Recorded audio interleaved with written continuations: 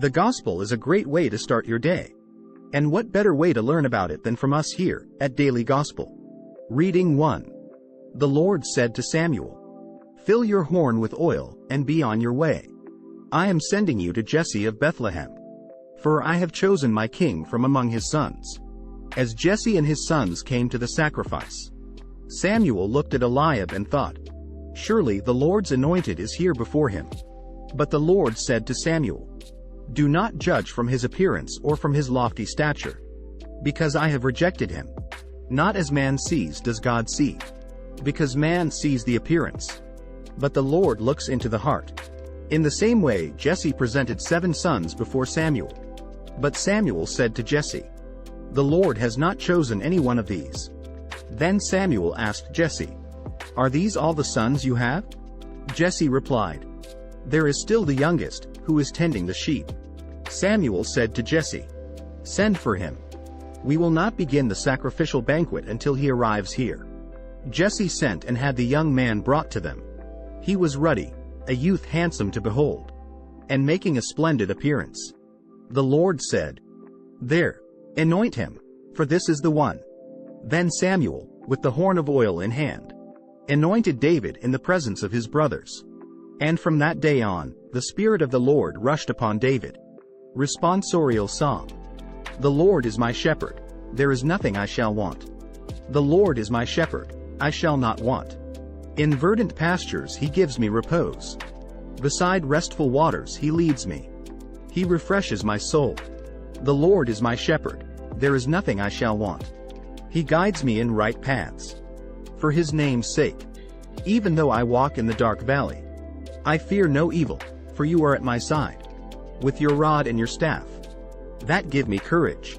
The Lord is my shepherd, there is nothing I shall want. You spread the table before me, in the sight of my foes. You anoint my head with oil. My cup overflows. The Lord is my shepherd, there is nothing I shall want. Only goodness and kindness follow me all the days of my life, and I shall dwell in the house of the Lord for years to come. The Lord is my shepherd, there is nothing I shall want. Reading 2. Brothers and sisters, you were once darkness, but now you are light in the Lord. Live as children of light. For light produces every kind of goodness, and righteousness and truth. Try to learn what is pleasing to the Lord. Take no part in the fruitless works of darkness. Rather expose them, for it is shameful even to mention the things done by them in secret. But everything exposed by the light becomes visible. For everything that becomes visible is light.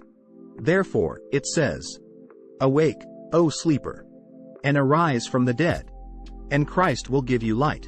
Verse before the Gospel. "I am the light of the world, says the Lord. Whoever follows me will have the light of life." Gospel. As Jesus passed by, he saw a man blind from birth. His disciples asked him, "Rabbi, who sinned, this man or his parents, that he was born blind?" Jesus answered, "Neither he nor his parents sinned. It is so that the works of God might be made visible through him. We have to do the works of the one who sent me while it is day. Night is coming when no one can work. While I am in the world, I am the light of the world." When he had said this, he spat on the ground, and made clay with the saliva, and smeared the clay on his eyes, and said to him, "Go wash in the pool of Siloam," which means sent. So he went and washed, and came back able to see. His neighbors and those who had seen him earlier as a beggar said, "Isn't this the one who used to sit and beg?" Some said, "It is." But others said, "No, he just looks like him." He said, "I am." So they said to him, "How were your eyes opened?" He replied, "The man called Jesus made clay and anointed my eyes, and told me, 'Go to Siloam and wash.' So I went there and washed and was able to see." And they said to him, "Where is he?" He said, "I don't know." They brought the one who was once blind to the Pharisees. Now Jesus had made clay and opened his eyes on a Sabbath. So then the Pharisees also asked him how he was able to see. He said to them, "He put clay on my eyes, and I washed, and now I can see." So some of the Pharisees said, "This man is not from God, because he does not keep the Sabbath." But others said, How can a sinful man do such signs?" And there was a division among them. So they said to the blind man again, "What do you have to say about him? Since he opened your eyes?" He said, "He is a prophet." Now the Jews did not believe that he had been blind and gained his sight, until they summoned the parents of the one who had gained his sight. They asked them, "Is this your son, who you say was born blind? How does he now see?" His parents answered and said, "We know that this is our son and that he was born blind. We do not know how he sees now, nor do we know who opened his eyes. Ask him, he is of age. He can speak for himself." His parents said this because they were afraid of the Jews. For the Jews had already agreed that if anyone acknowledged him as the Christ, he would be expelled from the synagogue. For this reason his parents said, "He is of age, question him." So a second time they called the man who had been blind, and said to him, "Give God the praise. We know that this man is a sinner."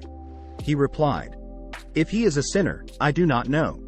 One thing I do know is that I was blind and now I see." So they said to him, "What did he do to you? How did he open your eyes?" He answered them, "I told you already and you did not listen. Why do you want to hear it again? Do you want to become his disciples, too?" They ridiculed him and said, "You are that man's disciple. We are disciples of Moses. We know that God spoke to Moses. But we do not know where this one is from." The man answered and said to them, "This is what is so amazing, that you do not know where he is from, yet he opened my eyes. We know that God does not listen to sinners. But if one is devout and does his will, he listens to him. It is unheard of that anyone ever opened the eyes of a person born blind. If this man were not from God, he would not be able to do anything." They answered and said to him, "You were born totally in sin. And are you trying to teach us?" Then they threw him out. When Jesus heard that they had thrown him out, he found him and said, "Do you believe in the Son of Man?" He answered and said, "Who is he, sir, that I may believe in him?" Jesus said to him, "You have seen him. The one speaking with you is he." He said, "I do believe, Lord," and he worshipped him. Then Jesus said, "I came into this world for judgment, so that those who do not see might see, and those who do see might become blind." Some of the Pharisees who were with him heard this, and said to him, "Surely we are not also blind, are we?"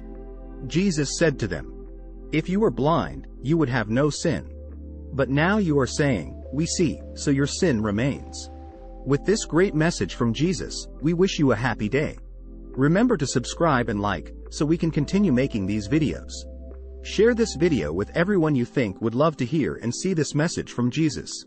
We look forward to seeing you tomorrow on the Daily Gospel channel. Follow me.